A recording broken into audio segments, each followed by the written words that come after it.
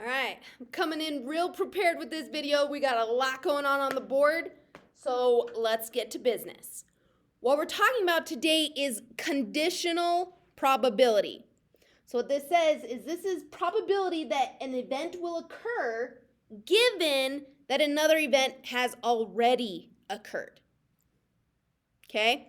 So what this is saying is if I were to walk into my closet and I have so many socks, I grab one sock and that sock is in my hand, what is the probability that I draw a second sock that matches? Okay, I already have this sock, so that tells me information about my new probability.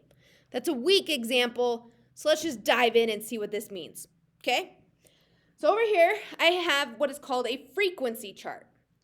If we were to take a poll and we were to record how frequent an answer is given. So here, I made this up. The girls voted 8 for chocolate, 5 for vanilla, and I have a total of 13 girls. Boys, 4 for chocolate, 7 for vanilla, 11 boys.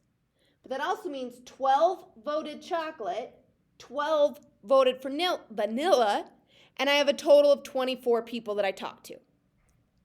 Pretty straightforward, right? So with the conditional probability, I'm going to use this table.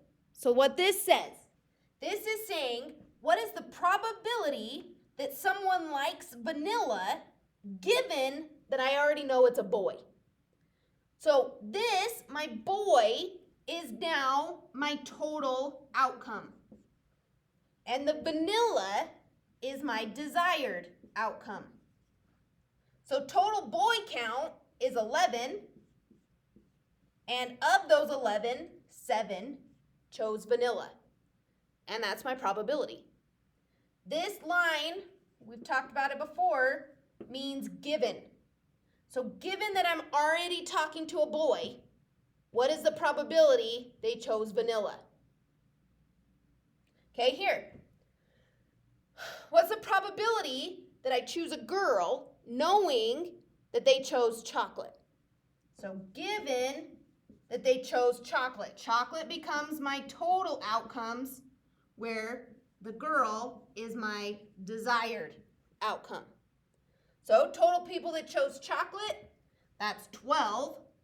And of those 12, 8 are girls. And we're going to reduce that to 2/3. Conditional probability. We already know information, and we use that to figure out our probability. Okay, so this table over here gets a little bit more in depth because I need to be able to complete my table before I can answer my probability. And how I'm going to do that, if you remember over here we had these totals. These total columns can help guide my information. So if I look over here, I know of my 9th graders, 15 play football, 8 play baseball, and I talked to 35 freshmen. So what I'm going to do on my calculators, I'm going to take 35 minus 8 minus 15, and that leaves me with 12 people. So those 12 have to have chosen basketball. Okay? So we'll do the same thing for 10th grade. 13 play football, 9 play basketball, and I talked to 34. So 34 minus 13 minus 9. Oh, hey, that is 12 again. Interesting. Okay, well, with my 11th graders, I got a problem. I'm missing 2 slots. So I'm not going to be able to figure that one out until I know the total. But I can look here at baseball. Baseball, I know the total is 40. 9 are seniors, 12 are 10th graders, and 8 are freshmen. So how many are juniors? So I'm going to take that 40 minus 9 minus 12 minus 8. That is 11 juniors. And now I can total up my juniors. So all we're doing is finding these totals. It's kind of a riddle. Which piece do I know? How can I find the missing piece? So 10 plus 11 plus 15. I have 36 total juniors. Okay, we're missing some pieces still. We can go ahead and we can find the total people by adding up my total column here. So 35 plus 34 plus 36 plus 20. And I get 125 total people. I can go ahead and find my missing basketball here by subtracting the 3 from the 39. And by 3, I mean the 3 lower grades. So 39 minus 15 minus 9 minus 12. That is 3 seniors. And now I can find that's football for my seniors. 20 minus 9 minus 3, 8. And then I can total this up.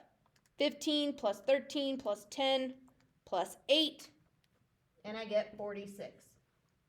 So all I've done here is I have created the table that I'm going to answer my questions from. It's kind of a hit and miss how we figured that out. It's, like I said, it's kind of like a riddle or a Sudoku. What piece am I missing? How can I solve it?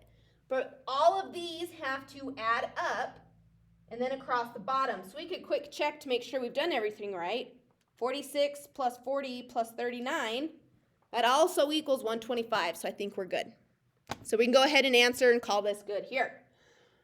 So what is the probability my student plays football given they are a senior? So of my seniors, I asked 20 for this. So my total for seniors, that's my total outcome. And how many play football? That's 8. So 8 out of 20, divide that by 4, I'm going to get 2/5. Okay, I have a 2 out of 5 chance that the person I picked plays football, given I know I'm talking to a senior. Okay, basketball. So what's the probability of picking a junior given they play basketball? My basketball is 39, and my juniors is 15. So 15 out of 39, that's going to reduce to 5 out of 13. Conditional probability. Okay, let me know how it goes. If you got questions, please email me.